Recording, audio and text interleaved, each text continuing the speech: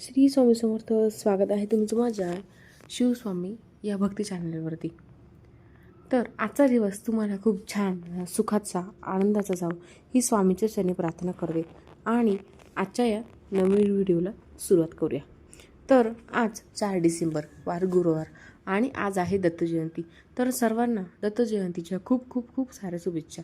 दरवर्षी मार्गशीर्ष पौर्णिमेला दत्त जयंती ही साजरी केली जाते. या मार्गशीर्ष पौर्णिमेच्या दिवशी संध्याकाळी मृग नक्षत्रावर दत्तांचा जन्म झाला आणि म्हणूनच या दिवशी सर्वत्र दत्त जयंती ही अगदी आनंदाने उत्साहाने साजरी केली जाते. या मार्गशीर्ष पौर्णिमेचा प्रारंभ 4 डिसेंबरला आज गुरुवारी सकाळी 8:37 झालेला आहे आणि समाप्ती 5 डिसेंबरला पहाटे 4:43 होणार आहे. आणि म्हणूनच मार्गशीर्ष पौर्णिमा दत्त जयंती ही आज 4 डिसेंबरला संपूर्ण दिवसभर ही साजरी केली जाणार आहे. या दिवशी व्रत करून मनोभावे दत्तांची पूजा केली जाते. या दिवशी भगवान दत्तांची पूजा केल्याने दत्ततत्वाचा अधिक लाभ आपल्याला मिळतो. असे म्हटले जाते की दत्त जयंतीच्या दिवशी दत्ततत्व हे पृथ्वी तलावर नेहमीच्या तुलनेत 1000 पटीने कार्यरत असते आणि या दिवशी दत्तांची मनोभावे पूजा नामजप केल्याने दत्ततत्वांचा आपल्याला अधिक लाभ जो आहे तर तो मिळतो. तसेच आपल्या सर्व इच्छा मनोकामना या पूर्ण देखील होतात. दत्त हे कलियुगातील देवता मानले जातात. आपल्या पुराणांमध्ये तसेच धार्मिक ग्रंथांमध्ये त्यांचे वर्णन हे ब्रह्मा विष्णू आणि महेश यांचा संगम किंवा या तिघांचा संयुक्त अवतार केले गेले आहे. या तिन्ही देवांचा अंश म्हणजे श्री गुरुदेव दत्त दत्तगुरु हे भगवान विष्णूचाच पुनर्जन्म आहे. भगवान दत्त हे विष्णूच्या 24 अवतारांपैकी एक अवतार जो आहे तर तो मानला जातो. या दिवशी अनेक जण व्रत सेवा उपासना करतात. दत्त जयंतीच्या दिवशी दत्ततत्व हे पृथ्वीवरती जागृत असल्याने या दिवशी आपल्याला वास्तुशास्त्रामध्ये करण्यासाठी काही प्रभावी उपाय देखील सांगितले आहे. आज या व्हिडिओमध्ये मी तुम्हाला एक अतिशय प्रभावी असा उपाय सांगणार आहे. आज दत्त जयंतीच्या दिवशी संध्याकाळी कापुरासोबत जाळ ही एक वस्तू जाळल्याने घरातील भांडणे, वास्तुदोष, पितृदोष, नजरबाधा, इडापिडा, वाईट शक्ती, दारिद्र्य नष्ट होऊन घरातील मुलांची पतीची अगदी भरभरून प्रगती होईल. घरात अखंड लक्ष्मी नांदेल. दत्तगुरूंच्या कृपेने तुम्हाला सर्व इच्छा मनोकामना या पूर्ण होतील. तर अशी कोणती वस्तू आहे जी संध्याकाळी कापुरासोबत जाळायची आहे, कोणत्या वेळेत हा उपाय तुम्हाला करायचा आहे याबद्दलची संपूर्ण माहिती आज या व्हिडिओमध्ये मी तुमच्यासोबत शेअर करणार आहे. त्यामुळे हा व्हिडिओ स्किप न करता शेवटपर्यंत नक्की पहा. चॅनलवरती नवीन असाल तर सबस्क्राईब करायला विसरू नका. नक्की तुम्ही सबस्क्राईब करा. असंच माहितीपूर्व नवनवीन व्हिडिओ पाहण्यासाठी बेल आयकॉनलाही प्रेस करा. म्हणजेच जेव्हा कधी मी नवीन व्हिडिओ अपलोड करेल त्याचं नोटिफिकेशन सगळ्यात अगोदर तुम्हाला भेटेल. म्हणजे तुम्ही माझा एकही व्हिडिओ मिस करू शकत नाही. आज या व्हिडिओमध्ये मी तुम्हाला जो उपाय सांगणार आहे तो अतिशय प्रभावी असा उपाय आहे. त्यामुळे आज प्रत्येकाने दत्ततत्व हे प्राप्त करून घेण्यासाठी आपल्याला हा उपाय आहे तर तो करायचा आहे. हा उपाय तुम्ही सायंकाळी 5 वाजल्यापासून तर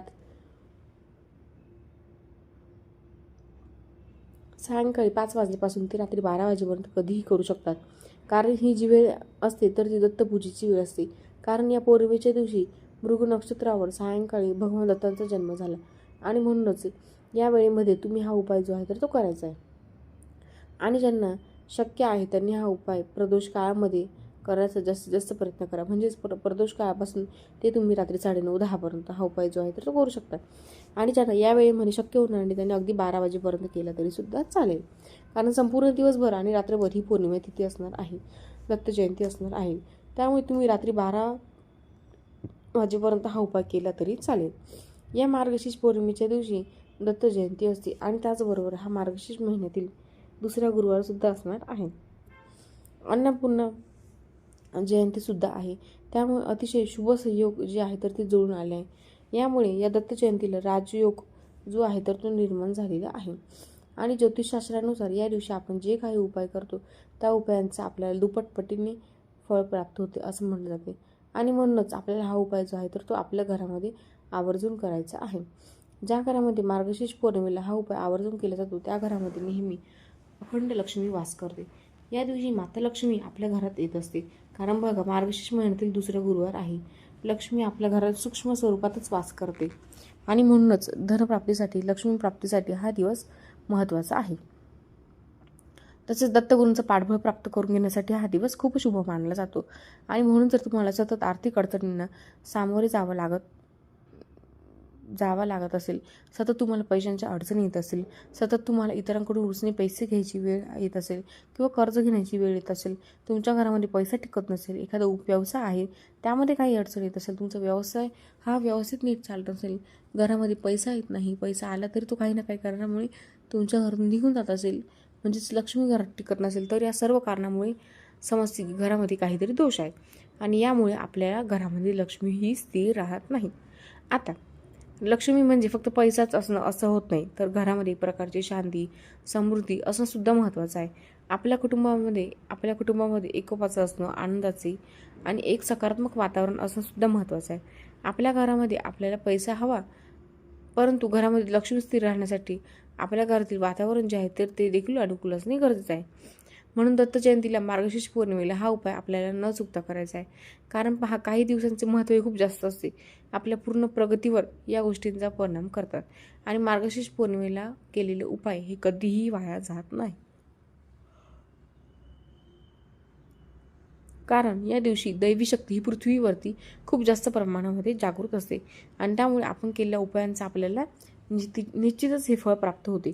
आणि हा उपाय जर आपण संध्याकाळी आज आपल्या घरामध्ये केला तर आपल्याला यज्ञ केल्याचे पुण्य प्राप्त होते. हा उपाय केल्याने सतत होणारी भांडणे, क्लेश, मतभेद, नवर बायकोची भांडणी, आई मुलांची भांडणी, वादविवाद यासारख्या समस्या देखील नष्ट होतील. ही वस्तू जर आपण कापुरासोबत घरात जाळली तर आपल्या घरातील जी काही नकारात्मक ऊर्जा आहे, जी काही इडापिडा आहे, वास्तुदोष आहे, ते देखील नष्ट होतील आणि आपल्याकडे लक्ष्मी आकर्षित होईल. आता हा उपाय करण्यासाठी सर्वप्रथम तुम्हाला संध्याकाळी तुमच्या देवघरामध्ये दिवा लावायचा आहे. धूप, दीप, अगरबत्ती लावायची. घराच्या मुख्य प्रवेशद्वारावरती तुम्हाला एक दिवा आवर्जून लावायचा आहे, कारण या दिवसांचं मोठं धार्मिक महत्त्व असतं. या दिवशी सायंकाळी आपल्या घरामध्ये लक्ष्मी येत असते, म्हणून मुख्य प्रवेशद्वारावरती सुद्धा प्रत्येकाने तुपाचा किंवा तेलाचा दिवा न चुकता लावायचा आहे. त्याचबरोबर तुळशीपाशी सुद्धा एक तुम्हाला दिवा लावायचा आहे. घराच्या मुख्य प्रवेशद्वार हा उघडा करून ठेवायचा आहे. दत्तांची जी काही सेवा तुम्ही करणार असेल सकाळी किंवा संध्याकाळी तर ती करून घ्यायची आहे. यानंतर तुम्हाला हा जो उपाय तर तो करायचा आहे. उपाय करण्यासाठी तुम्हाला एक कापूर जाळायचं भांडं घ्यायचं आहे किंवा एखादी मोठी मातीची पंती घ्यायची आहे. त्यामध्ये तुम्हाला सर्वप्रथम मुठभर तांदूळ ठेवायचे आहे. त्या तांदळावर तुम्हाला थोडंसं तूप जे आहे तर ते टाकायचं आहे आणि त्या तुपावर तुम्हाला त्या तांदळावरती 3 भीमसेनी कापराच्या वड्या ठेवायच्या आहे. भीमसेनी कापूर नसेल तर तुम्ही साधा कापूर घेतला तरी सुद्धा चालेल, पण भीमसेनी कापूर असेल तर तोच घ्या. यानंतर तुम्हाला 3 अखंड फुलांच्या लवंगा घ्यायच्या आहेत. कुठलेही तुटलेल्या, फुटलेल्या, फूल नसलेल्या अशा लवंगा घेऊ नका, नाहीतर याचं कुठलंही फळ आपल्याला मिळत नाही. तर 3 फूल असलेल्या अखंड लवंगा घ्यायच्या आहे. यासोबतच तुम्हाला 3 हिरवी वेलची घ्यायची आहे. हिरवी वेलची सुद्धा तुम्हाला चांगली घ्यायची आहे, काळी पडलेली, खराब झालेली घेऊ नका.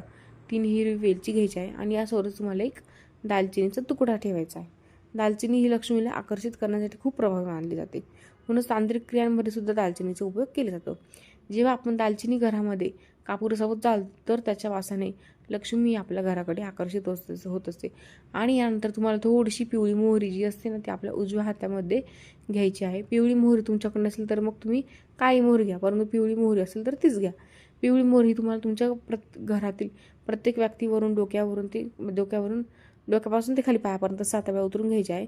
खास करून तुमच्या घरात असणाऱ्या लहान मुलावरून, जी मुलं सतत हट्टीपणा करतात, चिडचिडपणा करतात, सतत मुलांना नजरदोषसुद्धा लागत असते, तर त्या मुलांवर तुम्हाला उतरवून घ्यायचं आहे. यानंतर तुमच्या घरामध्ये सतत एखादी व्यक्ती आजारी राहत असेल तर त्या व्यक्तीला दवाखाना चालू असेल तर अशा व्यक्तींवर सुद्धा ते उतरून घ्यायचं आहे.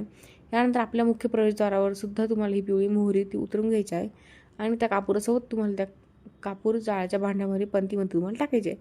एक चिमूटभर मोहरी तुम्हाला घ्यायची आहे. प्रत्येक व्यक्तीसाठी वेगवेगळी मोहरी तुम्हाला घेण्याची गरज नाही. यानंतर हा कापूर जो आहे तर तो आपल्याला देवघरासमोर प्रज्वलित करायचा आहे. कापूर प्रज्वलित केल्यानंतर तुम्हाला श्री गुरुदेव दत्त, श्री गुरुदेव दत्त, श्री गुरुदेव दत्त या मंत्राचा जप करायचा आहे आणि अगदी मोठ्या आवाजामध्ये तुम्हाला हा मंत्र जो आहे तर तो म्हणायचा आहे. तुम्ही जेव्हा मंत्र म्हणणार आहे तेव्हा तुमचा आवाज तुमच्या वास्तूमध्ये, तुमच्या घरामध्ये प्रत्येक कोपऱ्यात गेला पाहिजे, अशा पद्धतीने तुम्हाला या मंत्राचं पठण करायचं आहे. जर तुम्हाला जे शक्य झाले नसेल तर मोबाईलवरती किंवा टीव्हीवरती मी हा मंत्र जो आहे तर तो लावू शकताय आणि तुम्ही अगदी मनातल्या मनात देखील पठण करायचं आहे. यानंतर काय करायचं आहे, काही वेळाने ते भांडं तुमच्या देवघरासमोर उचलायचं आहे. त्याचा धूर हा संपूर्ण तुमच्या वास्तूमध्ये, तुमच्या तुम्हाला फिरवायचं आहे, फक्त टॉयलेट आणि बाथरूममध्ये फिरवायचं नाही. यानंतर हे भांडं तुम्हाला तुमच्या मुख्य प्रवेशद्वारात जायचं आहे. आपल्या घराचा जो उंबरा असतो त्या उंबऱ्याच्या अगदी बरोबर तुम्हाला हे भांडे आहे तर ते काही वेळासाठी थोडंफार ठेवायचं आहे. यानंतर तिथून उचलून पुन्हा आपल्या देवघरासमोर आणायचं आहे. जोपर्यंत या वस्तू जळत आहे तोपर्यंत तुम्हाला श्री गुरुदेव दत्त या मंत्राचा जप करायचा आहे. आता या भांड्यातील सगळ्या वस्तू जळून झाल्यानंतर तुम्हाला काय करायचं आहे, त्यामध्ये जी काही थोडीफार चिमूटभर राख असेल ती जी काही तयार होईल तर त्या राखेचा एक तुमच्या घरातील प्रत्येक व्यक्तीच्या कपाळावरती एक टिळा आवर्जून लावायचा आहे आणि थोडीशी राखी तुमच्या उंबराला सुद्धा लावायची आहे. यानंतर या भांड्यामध्ये पाणी ओतून तुम्ही एखाद्या झाडाच्या मुळापाशी टाकून देऊ शकता किंवा दुसऱ्या दिवशी तुम्ही निर्माल्यामध्ये टाकले तरी चालेल. हा अत्यंत असा प्रभावी उपाय आहे. तो आपल्याला आज दत्त जयंतीला करायचा आहे. करून बघा, यज्ञ केल्याचे पुण्य तुम्हाला प्राप्त होईल. या दिवशी तुमच्या घरामध्ये होम हवन करायला खूप जास्त महत्त्व आहे. दत्तगुरू हे वाईट बाधा, नकारात्मकता, वाईट शक्ती, इडापिडा, दारिद्र्य दूर करण्याचे देवता आहे जे मानले जातात. या दिवशी पूजा करून हा उपाय केल्याने आपल्या घरातील सर्व संकटी अडथळे दूर होऊन वर्षभर आपल्या कुटुंबाची भरभराट होईल. त्याचबरोबर तुम्हाला संध्याकाळी प्रदोष काळामध्ये एक प्रभावी उपाय करायचा आहे. प्रत्येकाने करायचं. तुम्हाला सायंकाळी 1 लोटा जल घ्यायचा आहे, 1 तांब्या भरून पाणी घ्यायचं आहे, त्यामुळे थोडीशी हळद टाका, एक तुपाचा दिवा प्रज्वलित करून घ्यायचा आहे, तूप घाला, दुहेरी कापसाची वात लावायची आणि यानंतर तुम्हाला तुमच्या घराजवळ असणाऱ्या औदुंबर वृक्षापाशी जायचं आहे. तिथे हा दिवा तुम्हाला प्रज्वलित करायचा आहे. त्या झाडाला 1 लोटा जल अर्पण करायचं आहे आणि 11 प्रदक्षिणा करायच्या आहेत. प्रदक्षिणा करत असताना देखील आपल्याला दिगंबरा दिगंबरा श्रीपाद वल्लभ दिगंबरा या मंत्राचा जप करायचा आहे. त्यानंतर तुम्हाला तुमच्या उजव्या हाताचा स्पर्श या झाडाच्या खोडाला करायचा आहे. वरती झाडाकडे बघायचं आहे आणि मनमोहन तुमची इच्छा प्राप्त करायचं आहे. दत्तगुरूंचं आपल्याला स्मरण करायचं आहे. तुमची जी काही मनोकामना आहे तर ती 100% पूर्ण होईल. तसेच या दिवशी औदुंबर वृक्षाला तुम्ही पिवळ्या अक्षतासुद्धा अर्पण करू शकता, कारण की दत्तगुरूंना पिवळ्या वस्तू या खूप जास्त प्रिय आहे. यामुळे पिवळ्या रंगाची फुलं, पिवळ्या रंगाच्या अक्षता, मिठाई हे देखील तुम्ही अर्पण करू शकता. त्याचबरोबर आज संध्याकाळी आपल्या घरामध्ये स्तोत्र पठण जे आहे तर ते आवर्जून करायचं आहे. अतिशय दत्तगुरूंची उच्च कोटीची सेवा आहे, त्यामुळे प्रत्येकाने दत्तस्तोत्राचे पठण जे आहे तर ते आवर्जून करायचं आहे. आज तुम्ही फक्त औदुंबर वृक्षाची पूजा केली आणि दत्तस्तोत्र पठण केलं तरी संपूर्ण दत्त जयंतीचं शुभ फळ जे आहे ते आहे तुम्हाला प्राप्त होईल. आज दिवसभर तुम्हाला जेवढं काही म्हणजे जप करता येईल श्री गुरुदेव दत्त श्री गुरुदेव दत्त तुम्ही हा तेवढा जास्त करायचा प्रयत्न तेवढ्या अनेक पटीने फळ जे आहे तर तुम्हाला प्राप्त होईल. ही अत्यंत महत्त्वाची माहिती मला तुमच्याबरोबर शेअर करायची होती. व्हिडिओ तुम्हाला आवडला असेल तर लाईक करा, चॅनलवरती नवीन असेल तर सबस्क्राईब करा आणि हा व्हिडिओ आपल्या मित्रपरिवारासोबत जास्तीत जास्त शेअर करा. चला तर मग भेटूया असला एक नवीन व्हिडिओतर्फे. तो